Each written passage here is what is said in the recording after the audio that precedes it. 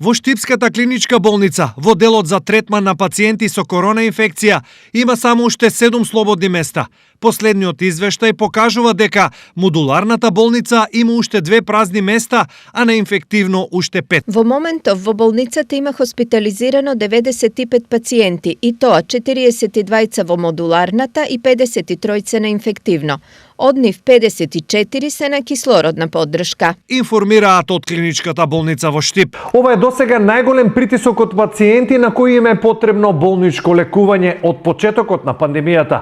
За сместување на дополнителни пациенти се уште се планира и во делот на кардиологија и кожно, а за најтешките случаи има 5 места на реанимација. Идентична е состојбата и во Кочанската модуларна болница, каде капацитетот е 30 легла и е целосно пополнет, а повеќе од половина од пациентите се на кислородна поддршка. Во моментов, заклучно со вчера, бројот на позитивни лица во источниот дел на државата е следен.